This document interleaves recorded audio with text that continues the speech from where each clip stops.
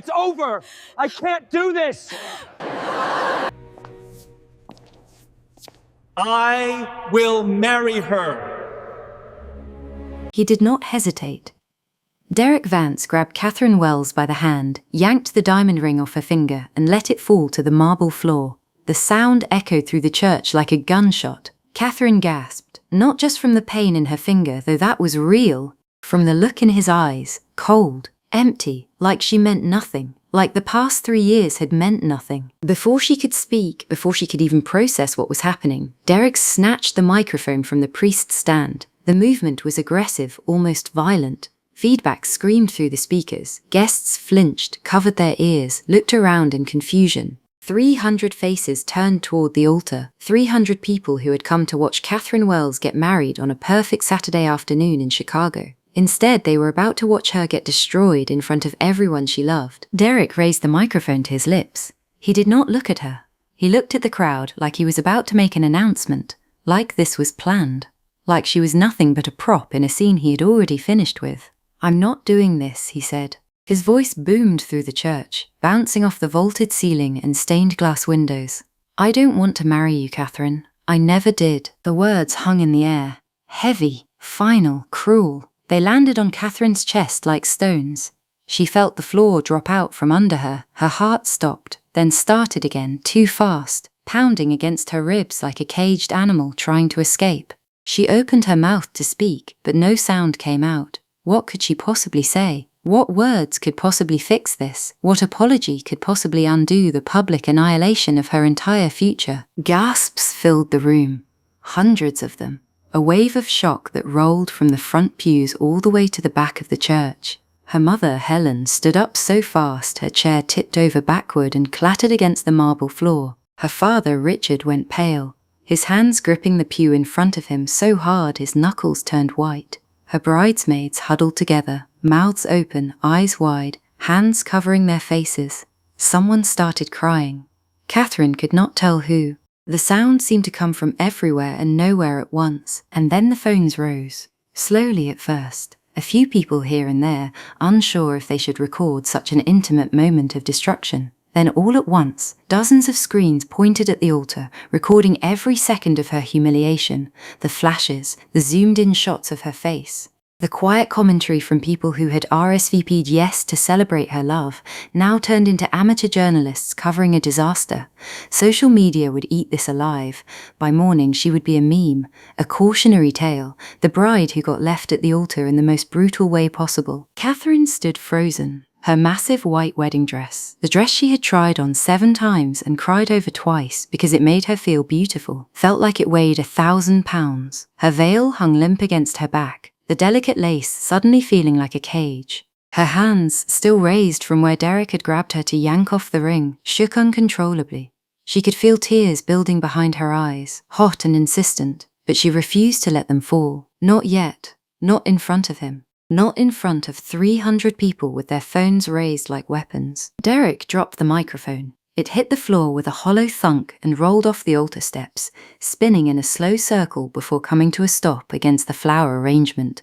He turned and walked away. No backward glance, no hesitation, no flicker of regret. Just the sound of his dress shoes clicking against marble, growing softer and softer as he headed for the doors at the back of the church. His groomsmen stared at each other in confusion, then scrambled to follow him, their matching grey suits disappearing through the arched doorway. And then something inside Katherine broke. She did not decide to run. Her body simply moved. Her wedding dress bunched in her fists, the fabric ripping slightly at the seams. She ran down the aisle after him. Her bare feet slapped against the cold marble. The shoes she was supposed to wear, the expensive heels she had bought for the occasion, were still in the bridal suite. She had wanted to be comfortable at the altar. Now she was chasing a ghost in her bare feet. Her veil streamed behind her like a white flag of surrender, like a signal to everyone watching that she was giving up everything she had left. She could hear her mother screaming her name. Helen's voice was high and desperate, cutting through the chaos like a knife. She could hear her father shouting for someone to stop Derek, to grab him, to not let him leave. She could hear the chaos erupting around her. Chairs scraping, people murmuring, someone laughing nervously, someone else crying openly. But none of it mattered. All that mattered was catching him, making him explain, making him take it back, making him tell her that this was some kind of mistake, some kind of cruel joke, that he loved her and he was sorry and he did not mean any of it. She was almost at the doors, 10 feet away, 5 feet. She could see Derek's back, the familiar broad shoulders she had rested her head on 100 times, his hand reaching for the brass handle. The sunlight from outside streamed through the crack in the doors, warm and golden and completely indifferent to her suffering. She opened her mouth to call his name, to scream it if she had to beg if that was what it took, and then a hand closed around her wrist, not Derek's hand. Too strong, too deliberate, too calm. This was a hand that did not shake, did not hesitate, did not second-guess itself. It closed around her wrist with firmness and gentleness at the same time, like someone stopping a child from running into traffic. Katherine stumbled to a stop and spun around. A man stood beside her, tall, broad-shouldered, Korean, dressed entirely in black from his jacket to his shirt to his shoes. His face was all sharp angles and calm intensity. His eyes were dark and steady and locked onto hers with an intensity that made her forget how to breathe. He had been sitting at the back of the church, she realized. She had not noticed him before. No one had. He was the kind of man who could disappear in plain sight, who could sit in a room full of people and leave no impression until he wanted to be seen. But now he was not disappearing. Now he was very much seen. His presence filled the space between them, solid and immovable. "Don't," he said quietly. His voice was low, almost a whisper, but it carried through the sudden silence that had fallen over the church. Everyone was watching now. Everyone had stopped talking, stopped moving, stopped breathing. The only sounds were Katherine's ragged breaths and the distant hum of traffic outside. Katherine stared at him. Her chest heaved. Tears blurred her vision, but she could still see his face clearly. Still see those dark eyes watching her with something that looked almost like concern, almost like recognition, almost like he understood something about her that she did not yet understand about herself. "Let me go," Katherine said. Her voice broke on the words, cracking in the middle like thin ice. She sounded desperate. She sounded pathetic. She sounded like a woman who had nothing left to lose and was willing to prove it. "I have to go after him. I need to." "No, you don't." His voice was low, calm, certain. It cut through the panic that was threatening to drown her, cut through the noise in her head, cut through the screams and the whispers and the sound of her own heart breaking. He did not shout. He did not need to. There was a weight to his words, a finality, a truth that she could not argue with even though every fibre of her being wanted to. He did not let go of her wrist. His grip was firm but not painful, anchoring her to the spot like a tree rooted in stone. The congregation watched. 300 faces turned toward them, forgotten for a moment in the drama of whatever was unfolding. Her mother had stopped screaming. Her father had stopped shouting. Even the crying had stopped. Everyone leaned forward, straining to hear, straining to understand what was happening. Who was this man? Why was he touching the bride? What did he want? "Who are you?" Katherine demanded. Her voice rose with hysteria. She could hear it climbing, note by note, towards something uncontrollable. "Why are you stopping me? You don't know me. You don't know anything about me or him or what I'm going through. Let me go. Let me go right now." The man did not answer. Instead, he released her wrist. Slowly, deliberately, finger by finger he let go, until her hand dropped to her side. He did not step back. He did not move away. He simply stood there, watching her, waiting, like he was giving her a choice, like he knew what she would choose before she did. She could run. She could chase after Derek and beg him to come back and spend the rest of her life wondering why she had humiliated herself further. Or she could stand here. She could listen. She could breathe. Katherine did not run. She could not. Her legs would not move. Something in his gaze held her in place, something that felt less like force and more like gravity. She stood there, barefoot in her wedding dress, tears streaming down her face, and she waited. The man turned to face the church. The entire congregation was watching them now, their faces a blur of shock and curiosity and poorly concealed excitement at the drama unfolding before them. He walked past Katherine, moving with a fluid grace that made people shift in their seats without even realizing they were doing it. He was not walking fast. He was not walking slow. He was walking like a man who owned every floorboard he stepped on. He walked down the aisle toward the altar, and Katherine found herself following him. She did not decide to follow. Her feet just moved, like she was caught in a current she could not fight, like the tide was pulling her towards something she could not yet see. Her dress rustled against the marble floor, her veil caught on a candle holder and tore free, floating to the ground behind her. She did not look back. He climbed the steps to the altar. Father Michael, the priest, had been standing frozen in shock this entire time, his Bible clutched to his chest, his mouth hanging open. He took a step backward, bumping into the altar and knocking over a small vase of flowers. Water spilled across the white cloth. The man did not acknowledge him. He did not apologize. He simply stood in the exact spot where Derek had been standing less than 2 minutes ago. The exact spot where Katherine's entire life had fallen apart. And then he turned to look at her. He held out his hand, palm up, fingers relaxed. An invitation, not a demand, not a command, just an open hand waiting for hers. His expression was unreadable, but his eyes were soft, patient, like he had all the time in the world, like he would stand there forever if that was what she needed. "Come here," he said quietly. Something in his voice made her obey. She did not think about it. She did not weigh the consequences. She did not consider what her mother would think, or what her father would say, or what her friends would post on social media. She just walked up the steps on shaking legs, her bare feet silent on the marble, the cold seeping into her soles, and she placed her hand in his. His palm was warm, rough with calluses. His fingers closed around hers with a gentleness that was completely at odds with the controlled power she could feel radiating from him. This was a man used to being obeyed, used to getting what he wanted, used to walking into rooms and having people fall silent. But right now, what he wanted was to hold her hand. And somehow, impossibly, that made her feel safe. Made her feel like maybe, just maybe, she was not as alone as she thought. He turned to face the church. He kept her hand in his. His grip was steady, grounding, like an anchor in a storm. And when he spoke, his voice carried easily to every corner of the building without him having to raise it. The acoustics of the church seemed to bend to his will.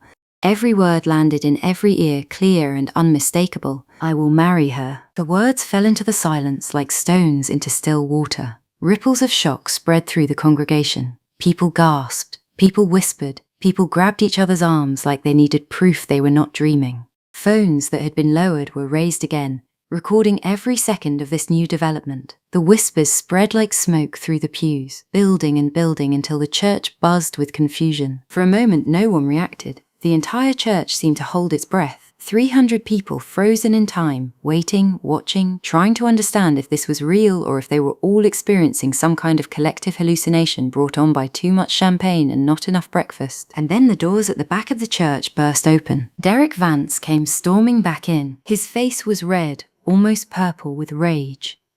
His eyes were wild, darting around the room like a trapped animal. His perfectly styled hair had fallen across his forehead, making him look younger, more vulnerable, more like the boy she had fallen in love with and less like the man who had just broken her heart. He looked like a man who had just realized he had made a terrible mistake and was trying to undo it before it was too late.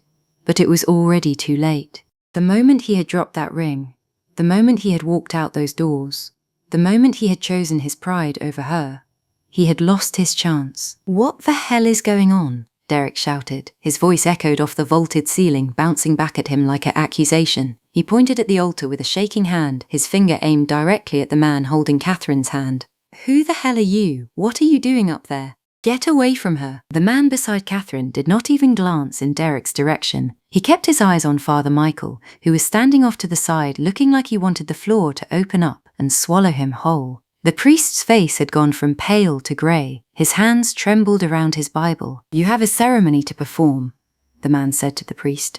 His tone was polite, but there was steel underneath it. The kind of polite that left absolutely no room for argument. The kind of polite that was really a command dressed up in good manners.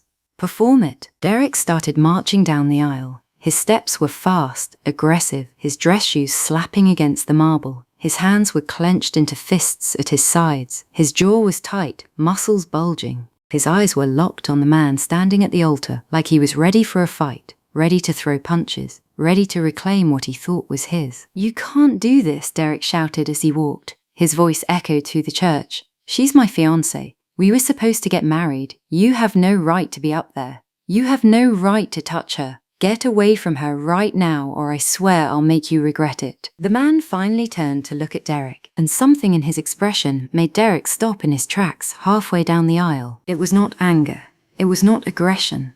It was something colder and more dangerous, a kind of calm certainty that suggested this man was not someone you wanted to cross, not someone you wanted to fight, not someone you wanted to even raise your voice at. His eyes held Derek's with an intensity that seemed to see right through him, past his anger and his pride and his desperate need to control the situation, all the way to the small, scared man underneath. When the man spoke, his voice was quiet, but it carried through the church with a weight that made everyone lean forward to hear. The silence was absolute. You threw the ring at her, the man said. His words were precise, measured, each one landing like a hammer blow on an anvil. You announced to everyone here that you did not want to marry her. You walked away. You made your choice. He took a single step forward, just one, just enough to close the distance between himself and the edge of the altar. But it was enough to make Derek flinch, to make him take a half step backward, to make him remember that he was alone and unarmed and completely out of his depth. Now I am making mine. Derek's face went from red to white in the space of a heartbeat. The anger drained out of him, replaced by something else, something that looked like fear. He opened his mouth, then closed it again. He was trying to think of something to say, something that would fix this, something that would make Katherine run to him and forget any of this had happened. But the words would not come. His mouth moved soundlessly. Before Derek could speak, the man took another step forward. This time he positioned himself between Katherine and Derek, not aggressively, not threateningly. He simply stood there, a wall, a shield, a message that could not be misunderstood. His body language was relaxed but unmistakable. You will not get past me. He did not touch Derek. He did not threaten him. He did not raise his voice. He just stood there. And the message was clear. You will not get near her, the man said. His tone was soft, almost gentle, but there was something underneath it. Something that made the hair on the back of Derek's neck stand up. I suggest you leave, now. Derek looked at the man, then at Katherine, then back at the man. She saw something flicker across his face, something she had never seen before in 3 years of knowing him. Fear, real fear, the kind that made his hands shake and his mouth go dry and his legs feel weak. He opened his mouth one more time, but no words came out. Nothing he could say would change what had happened. Nothing he could say would undo the damage. Nothing he could say would make Katherine look at him the way she used to. Derek turned and walked back down the aisle. This time, he did not stop. He did not look back. He did not hesitate. He walked straight out of the church, and his groomsmen followed him like rats fleeing a sinking ship. 4 men in matching grey suits scurrying out the doors without a single word of protest, without a single backward glance at the woman they had called their friend. The doors slammed shut behind them. The sound echoed through the church with a finality that made Katherine's chest tighten. And then there was silence. Complete, absolute, ringing silence. If you are enjoying this story, hit that like button and subscribe to the channel. Drop a comment telling me where you're watching from. This is only the beginning. The man turned back to Katherine. His expression softened, just slightly, just enough that she could see the human being underneath the armor, underneath the calm exterior, underneath the power that radiated from him like heat from a fire. He reached up, slowly, giving her time to pull away if she wanted to. She did not move. Her eyes stayed locked on his. His thumb brushed against her cheek, wiping away tears she had not even realized were falling. The gesture was so tender, so intimate, so unexpected, that it made her breath hitch in her throat. Are you all right? He asked quietly. Katherine stared at him. She should say no. She should tell him that nothing about this was all right, that her entire life had just fallen apart in front of everyone she knew, that a stranger had just announced he was going to marry her, that she had no idea who he was or why he was doing this or what would happen when the cameras stopped rolling and the guests went home. But when she opened her mouth, what came out was a whisper, barely audible, barely human. Who are you? My name is Kang Jae-won, he said. His dark eyes held hers with an intensity that made it impossible to look away.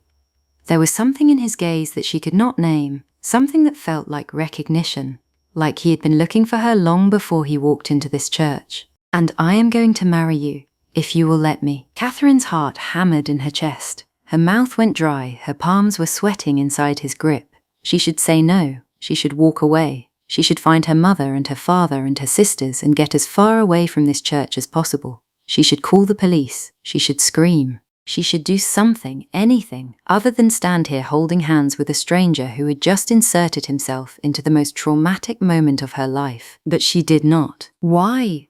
The word was barely audible, a breath more than a sound. But he heard it. He heard everything. Because you deserve better than what just happened to you, Kang Jae-won said simply. His voice was earnest, sincere, stripped of the calm authority he had used moments ago. This was not the man addressing the congregation. This was just a man, speaking to just a woman, in a moment that felt somehow sacred despite the chaos surrounding them. Because no one should have to stand at this altar alone. And because I can give you a way out of this moment that does not end with you being the woman everyone pities. Katherine felt fresh tears slide down her cheeks, but these felt different from the ones before. These felt less like despair and more like something else, something she could not quite name. Relief, maybe, or hope, or the first flicker of something that might one day become trust. She looked at the stranger, this man who had walked into her wedding and offered to save her from her own humiliation. She did not know him. She did not know what he wanted. She did not know if she could trust him. She did not know if he was a hero or a con artist or something in between. But she knew one thing. She could not walk out of this church as the woman Derek Vance abandoned. She would not give him that power over her.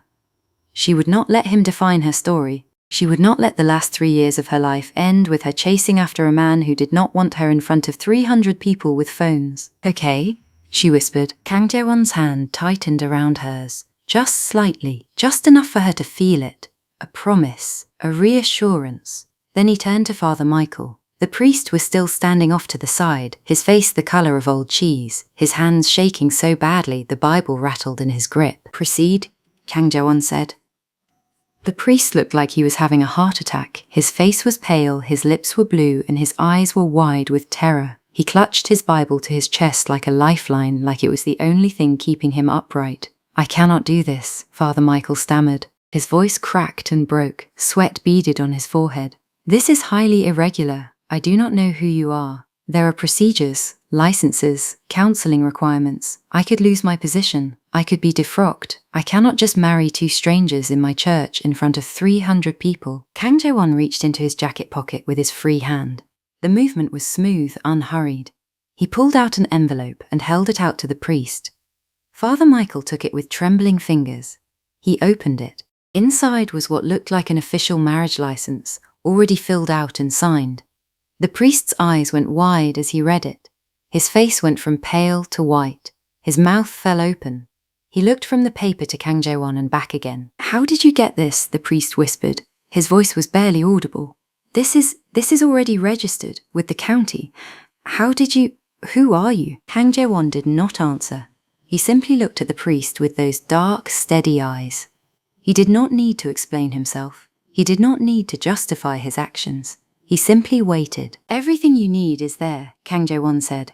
Everything is legal. Everything is in order. All you have to do is perform the ceremony. Father Michael looked at Katherine. His eyes searched her face, looking for some sign that she was being coerced, that she needed help, that this was not what she wanted. She saw the question in his gaze. Are you safe? Are you doing this of your own free will? Do you want me to stop this? Katherine took a shaky breath. She looked at the priest, then at Kang Jae-won, then back at the priest. She thought about her mother's face, twisted with worry. She thought about her father's hands, gripping the pew so hard his knuckles were white. She thought about her sisters, crying in the front row. She thought about all the people watching, waiting to see what she would do next. She nodded. She did not know what she was agreeing to. She did not know what would happen after this. She did not know if she was making the biggest mistake of her life or the best decision she had ever made, but she knew that she could not walk out of this church as the victim of Derek Vance's cruelty. She would not. She would rather marry a stranger than be remembered as the woman who got left at the altar. Father Michael swallowed hard.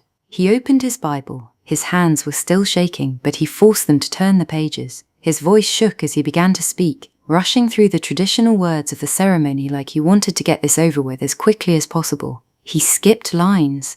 He stumbled over phrases.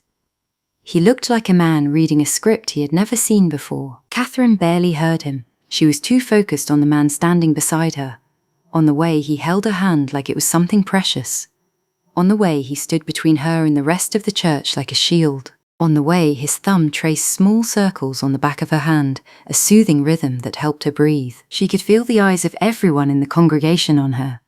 300 people. Her mother, her father, her sisters, her friends, people she had known her entire life. They were watching her marry a stranger. They were judging her, whispering about her, recording her. By tomorrow morning, this would be viral.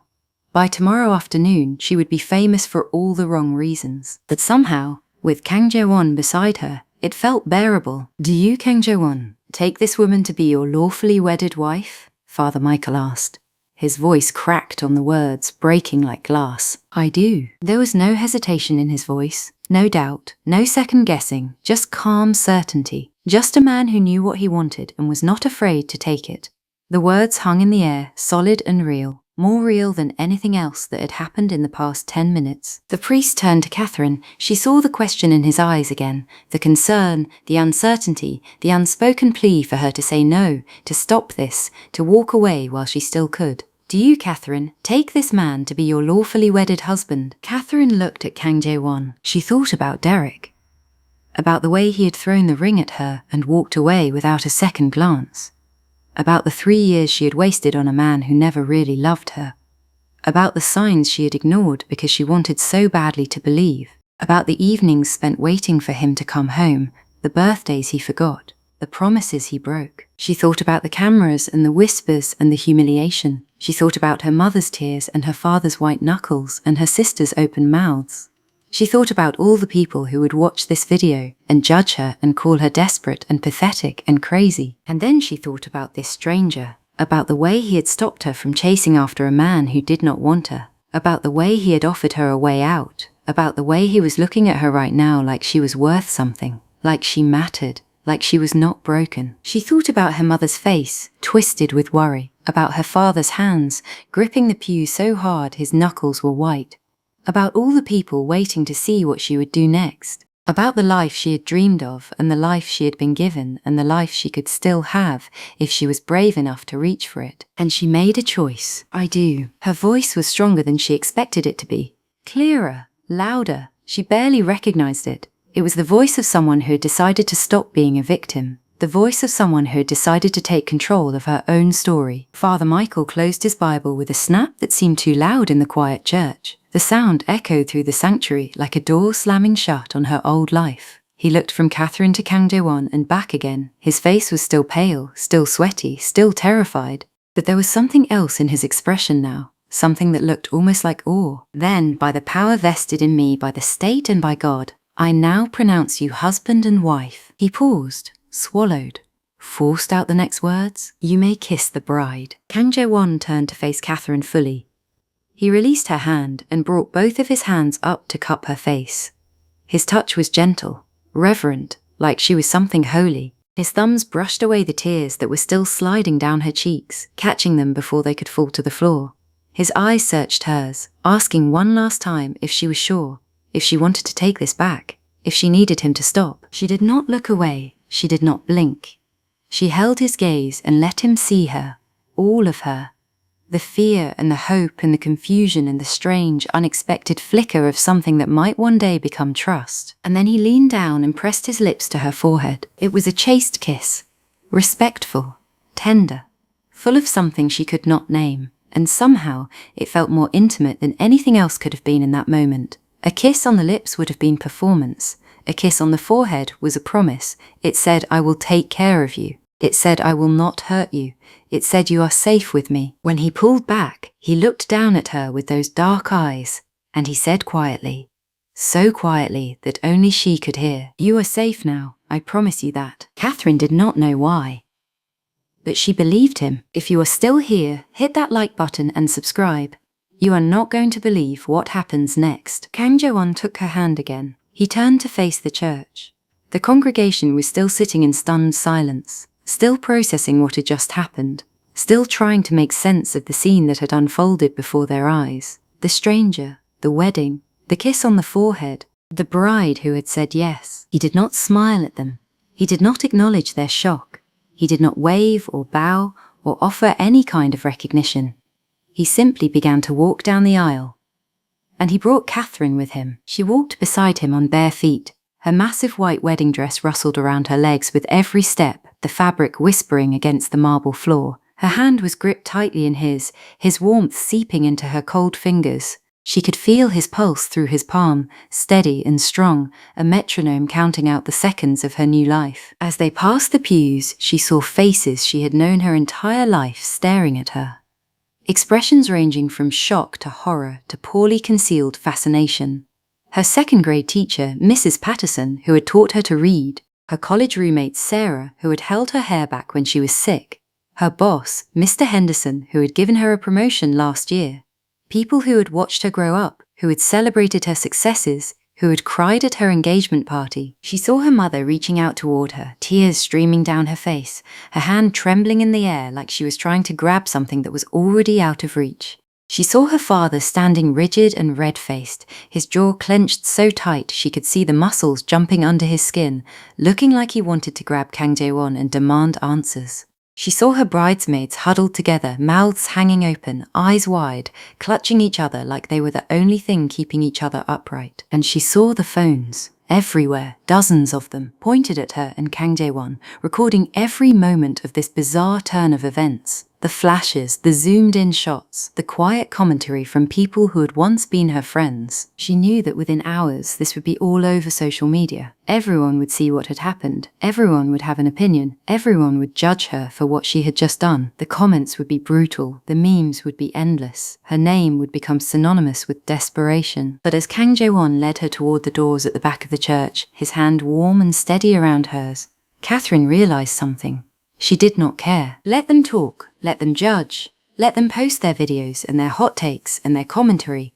Let them call her crazy and desperate and pathetic. Let them speculate about who he was and why he had done it and whether she had planned the whole thing for attention. Because for the first time since Derek had pulled that ring off her finger, she did not feel like she was drowning. She felt like someone had thrown her a lifeline, and she had grabbed it with both hands. They reached the doors. Kang Jae-won pushed them open with his free hand. Sunlight poured in, warm and bright and golden. Katherine had to squint against it, raising her free hand to shield her eyes. Outside, a sleek black car was waiting at the curb. Its engine was already running, a low purr that promised speed and escape. A man in a dark suit stood beside the open rear door. His hands were clasped in front of him. His face was expressionless. He did not look surprised to see them. He looked like he had been waiting for this moment. Kang Jae-won led Katherine down the steps of the church and across the sidewalk to the car. His hand was on her elbow, guiding her, steadying her, as she gathered up the voluminous skirt of her dress and slid across the leather seat. The interior smelled of expensive leather and something else, something clean and masculine. Then he climbed in after her. The door closed with a heavy sound that seemed to seal them off from the rest of the world. The car began to move immediately, smooth and fast, pulling away from the curb before the last guest had even reached the doors. Katherine turned to look out the back window. People were spilling out of the church, standing on the steps, pointing at the car as it drove away. She saw her father pushing through the crowd. His mouth was open. He was shouting something she could not hear, his face red with rage and confusion. She saw cameras flashing, phones held high to capture video of the car disappearing down the street, and then the church was behind them, growing smaller and smaller until it was just a white speck in the distance, and then it was gone entirely. Katherine turned back around. She pressed her hands to her face. Her whole body was shaking. The adrenaline that had been keeping her upright, that had carried her through the ceremony and the walk down the aisle, was starting to drain away. In its place was a bone-deep exhaustion that made her want to curl up into a ball and never move again. Her muscles ached. Her head pounded, her eyes burned from all the crying. She took several deep breaths, trying to calm herself down, trying to make sense of what had just happened. She had just married a complete stranger. She had just left her entire family and all of her friends standing in a church without any explanation. She had just gotten into a car with a man she did not know and driven away to a destination she could not even begin to guess. Where are we going? Her voice sounded strange to her own ears, high and thin, on the verge of breaking. She sounded like a little girl lost in a supermarket, asking a stranger for help. Kang Jae-won was sitting beside her. His hands rested on his knees, His posture was relaxed despite the insanity of what had just occurred. He looked like a man who had just done something perfectly ordinary, like buying groceries or picking up dry cleaning. He looked at her. His expression was calm, steady, exactly the same as it had been in the church. "Somewhere you can breathe," he said. "Somewhere no one will bother you for a while." Katherine shook her head. The whole thing felt surreal, like she was watching it happen to someone else, like she was floating above her own body, observing from a distance, unable to reach down and take control. "I don't understand any of this. I don't understand why you did what you did. I don't understand who you are or what you want from me. I don't understand anything." She was rambling.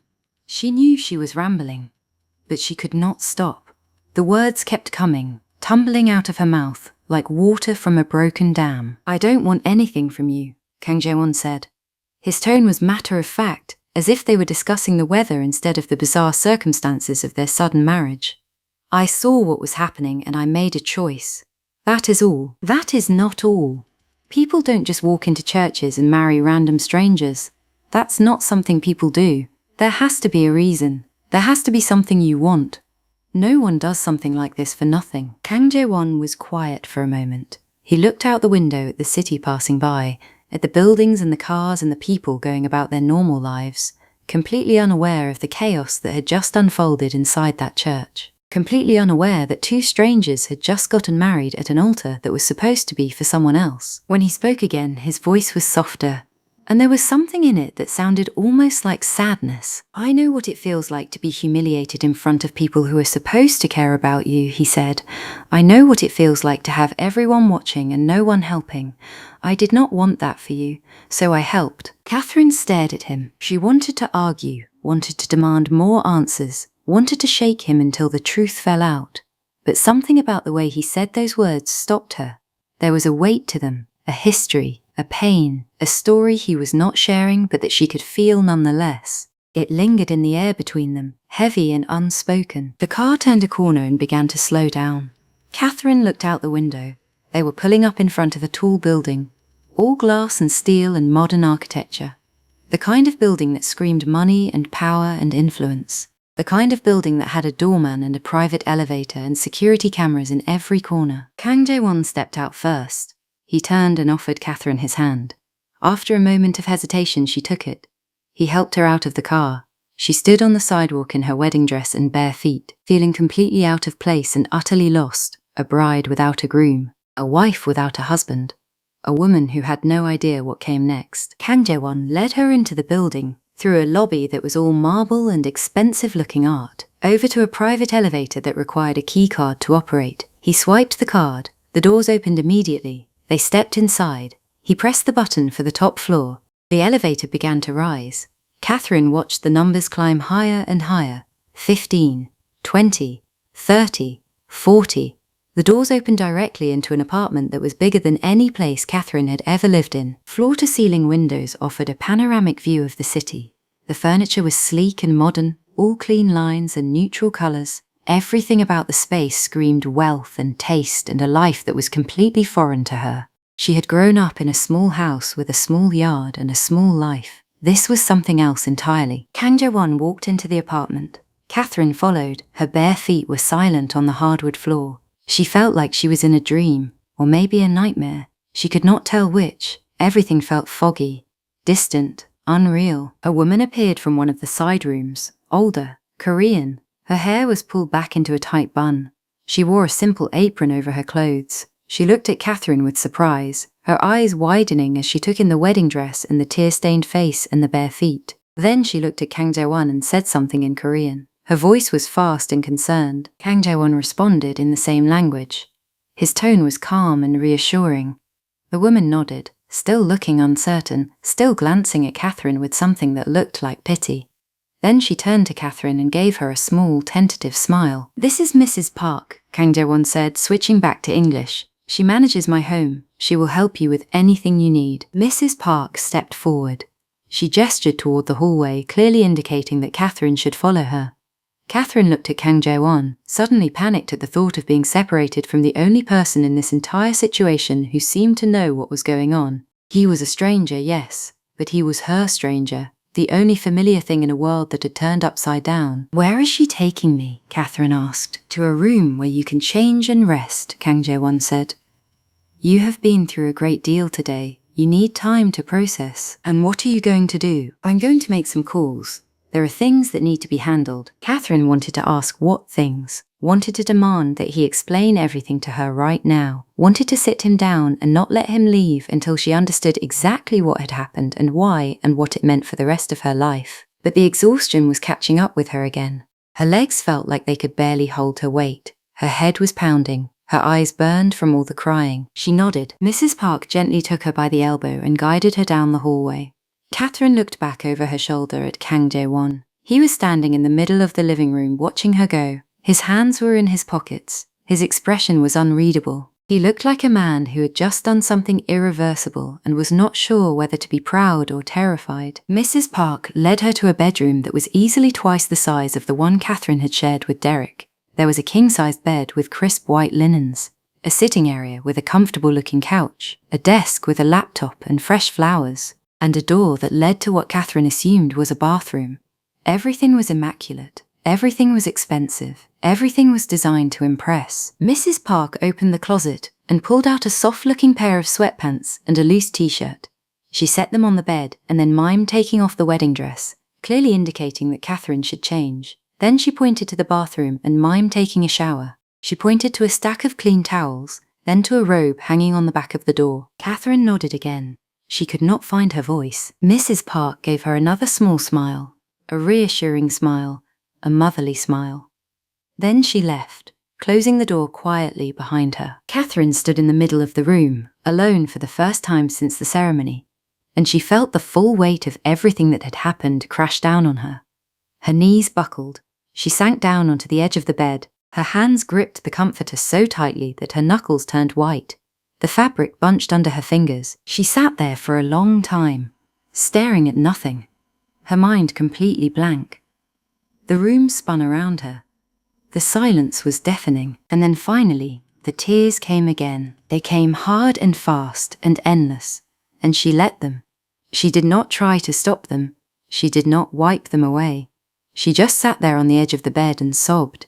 Great, heaving sobs that shook her whole body. She cried for Derek and the life she had thought they were going to have. The house with the white picket fence, the 2 kids, the dog, the anniversaries, the future that had been stolen from her in the space of 30 seconds. She cried for the embarrassment and the humiliation, for the way he had looked at her, for the way the guests had gasped, for the way the phones had risen, for the way she had chased after him like a desperate fool, for the way she had married a stranger just to save face. She cried for the confusion and the fear, for not knowing what was going to happen next, for not knowing who Kang Jae-won really was, for not knowing if she had just made the biggest mistake of her life or the only right decision she had ever made. And she cried because a stranger had shown her more kindness in one moment than the man she had loved had shown her in 3 years, because a stranger had stood up for her when no one else would, because a stranger had held her hand and wiped her tears and promised she was safe. Eventually, the tears stopped. They did not run out. They simply exhausted themselves. Katherine wiped her face with the back of her hand. Her skin was raw, her eyes were swollen, her nose was red. She looked in the mirror on the wall and barely recognized herself. She stood up, she unzipped the wedding dress and let it fall to the floor in a heap of white silk and broken dreams. She stepped out of it and left it there. She would never wear it again. She never wanted to see it again. She walked into the bathroom. It was huge and luxurious. A walk-in shower with multiple shower heads. A bathtub that could easily fit 2 people, marble countertops, gold fixtures, fluffy white towels stacked in a neat pile. She turned on the shower and stepped under the hot water, letting it wash away the makeup and the tears and the feeling of being on display. The water was almost too hot, but she did not turn it down. She wanted to feel something other than the numbness that had settled into her bones. The steam rose around her. The water pounded against her skin. She stood there until the water started to run cold, until her fingers pruned and her shoulders relaxed, and her mind finally stopped racing. Then she turned it off and dried herself with a towel that was softer than anything she had ever felt. She wrapped herself in the robe hanging on the door. She put on the sweatpants and t-shirt that Mrs. Park had left for her.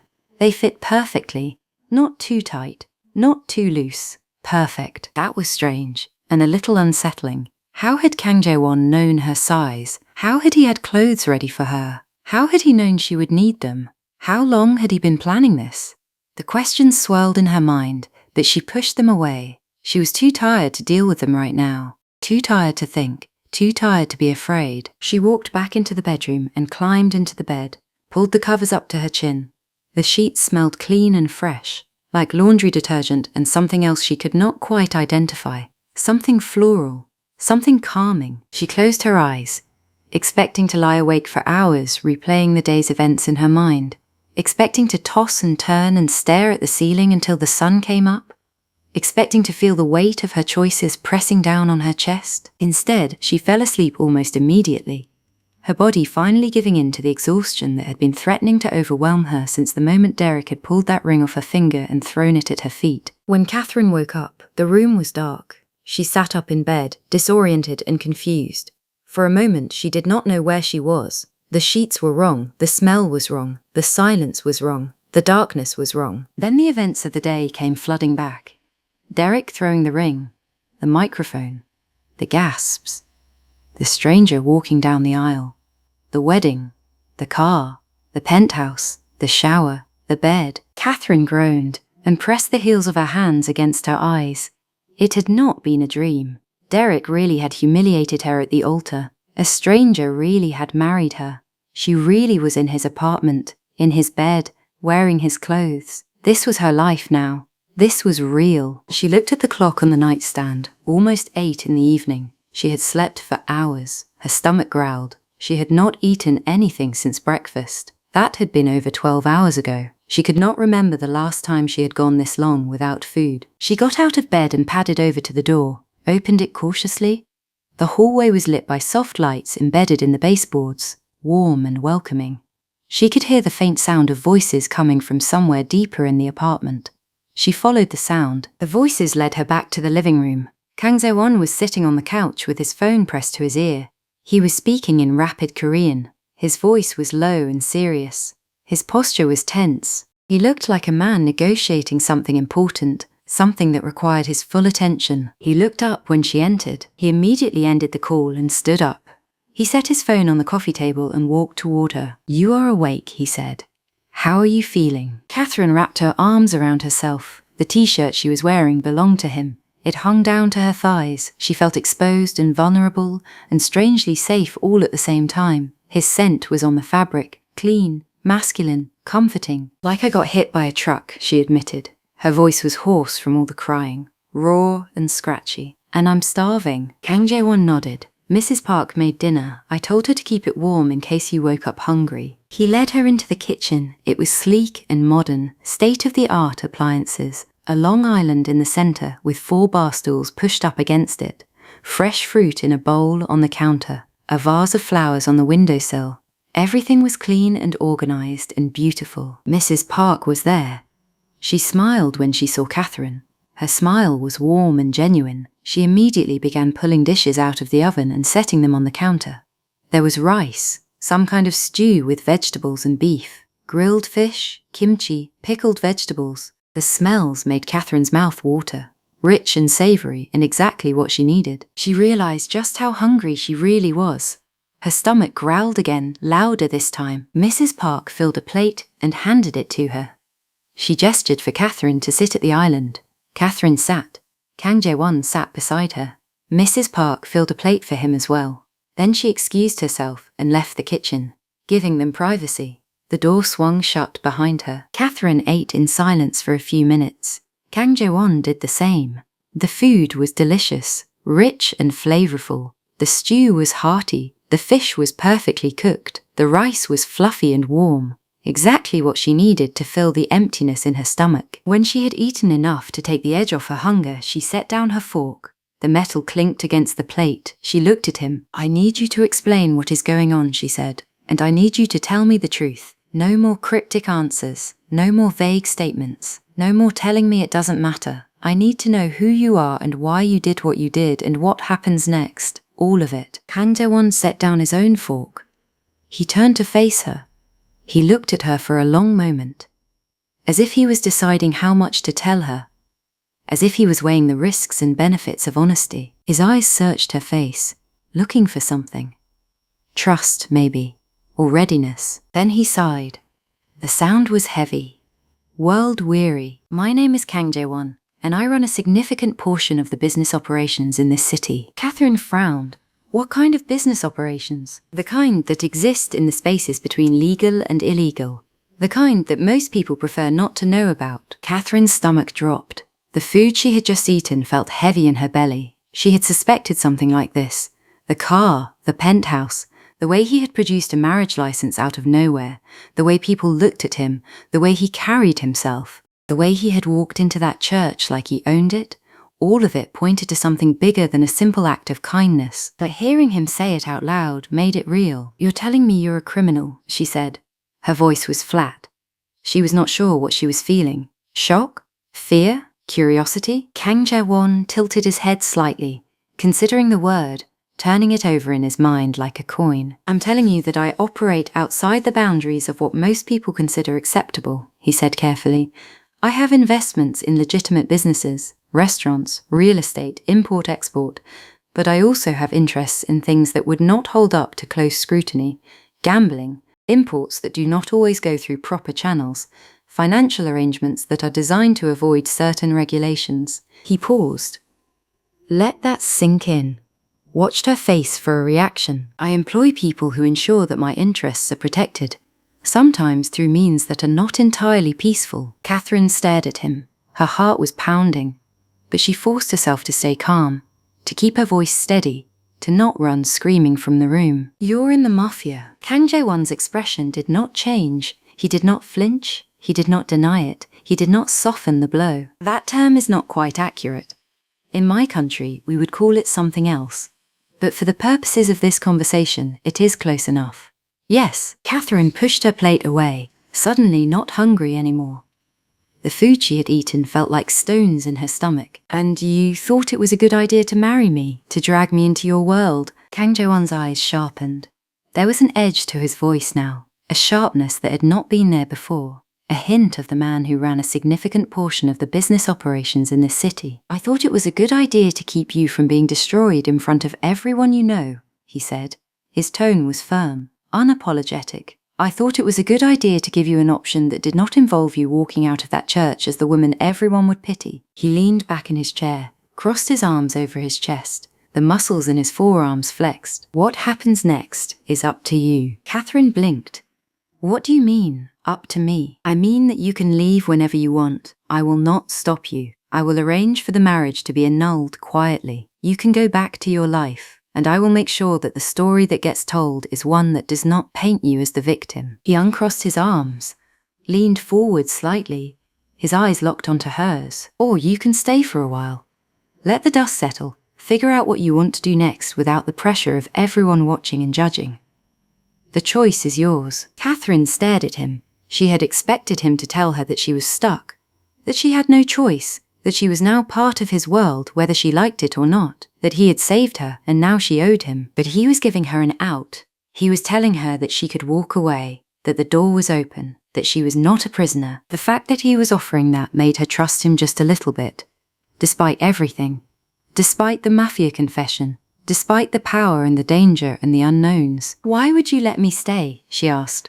What do you get out of it? Kang Jae-won looked at her, and for the first time she saw something in his eyes that looked almost vulnerable, almost human, almost soft. Because I know what it is like to have your life fall apart in front of people who claim to care about you, he said quietly. And because I do not want you to have to face that alone. Katherine felt tears prick at the corners of her eyes again, but she blinked them back. She had cried enough for one day.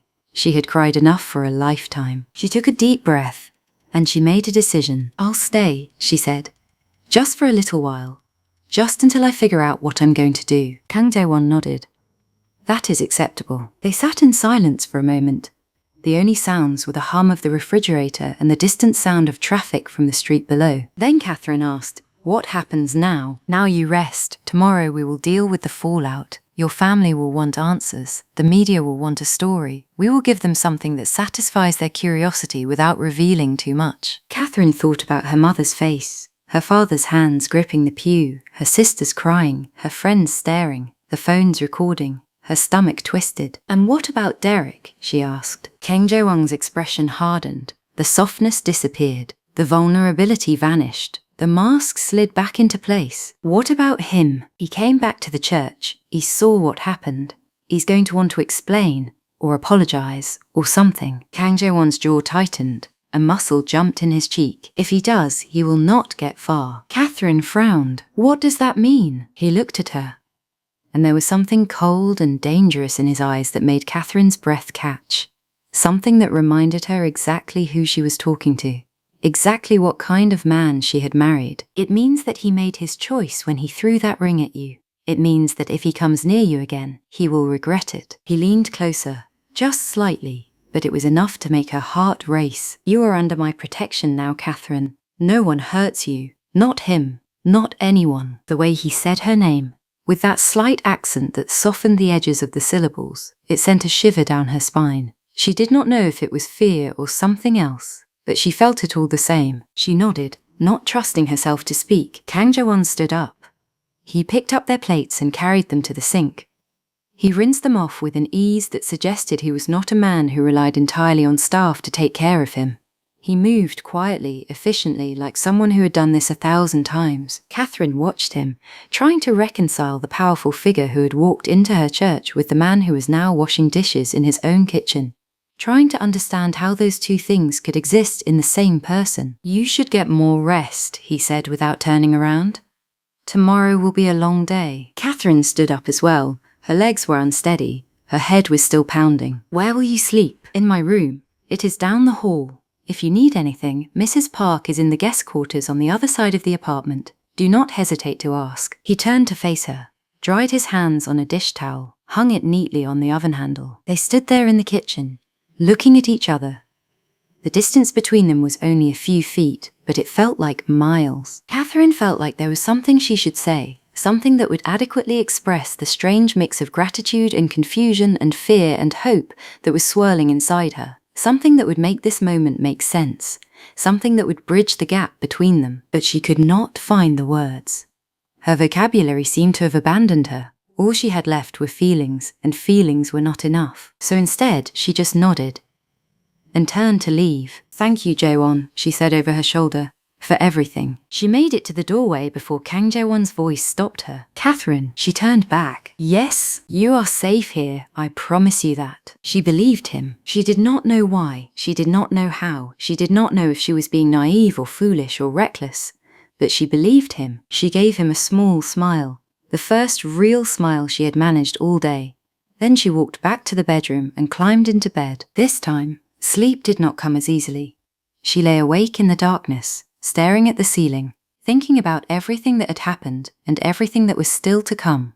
The what-ifs circled in her mind like vultures. She thought about Derek, about the way he had looked at her with such cold indifference when he threw that ring, about the 3 years she had wasted on him, about all the signs she had ignored because she wanted so badly to believe he loved her, about the fights she had dismissed as normal, about the distance she had blamed on work stress. She thought about her family, about how they must be worrying about her, about what her mother was telling her sisters, about whether her father had called the police, about whether they would ever forgive her for running away with a stranger. She thought about Kang Jae-won, about the way he had walked into that church like he owned it, like he had every right to be there, about the way he had stopped her from chasing Derek, about the way he had stood between them, about the way he had looked at her like she mattered, like she was worth saving. And as she lay there in the dark, in the home of a man she barely knew, Katherine realized something.